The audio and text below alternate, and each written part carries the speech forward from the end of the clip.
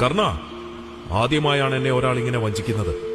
ദിവ്യമായ പല അടവുകളും നീ നീചമായാണ് എന്നിൽ നിന്ന് പഠിച്ചെടുത്തത്. നിന്നെ ഞാൻ ശപിക്കുകയാണ്.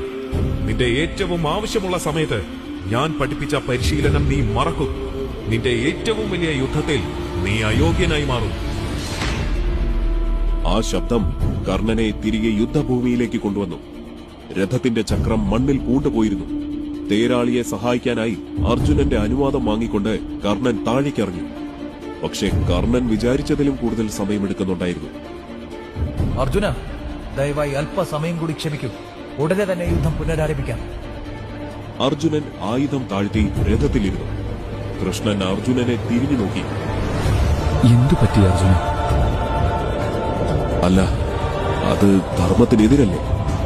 ആ ധർമ്മം ദ്രൗപദിക്ക് ലഭിച്ചു. ആ ധർമ്മം അഭിമന്യുവിന് ലഭിച്ചു.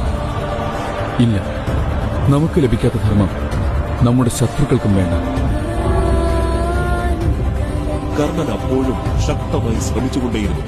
എത്ര ശ്രമിച്ചിട്ടും രഥത്തിന്റെ ചക്രം പുറത്തെടുക്കുവാൻ സാധിക്കുന്നില്ല.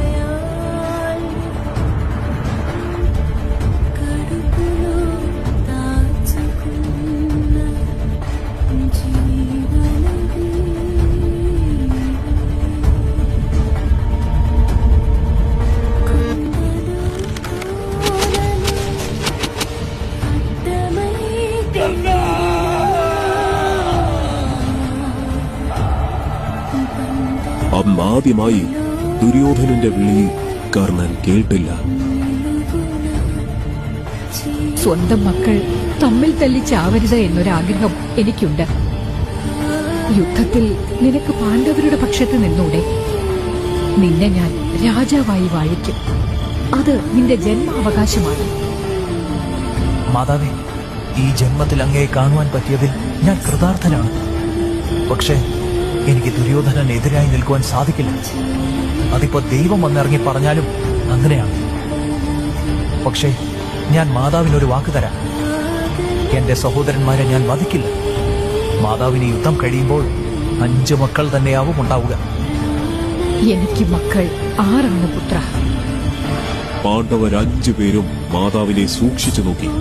ജനിച്ചപ്പോൾ മുതൽ അവന് ഒരു സംരക്ഷണവും ലഭിച്ചിട്ടില്ല. അവൻ അവന്റെ ആവശ്യവും വേണ്ടി വന്നിട്ടില്ല. ആരാണ് മാതാവേ? അദ്ദേഹം എവിടെയാണ്? കർണൻ.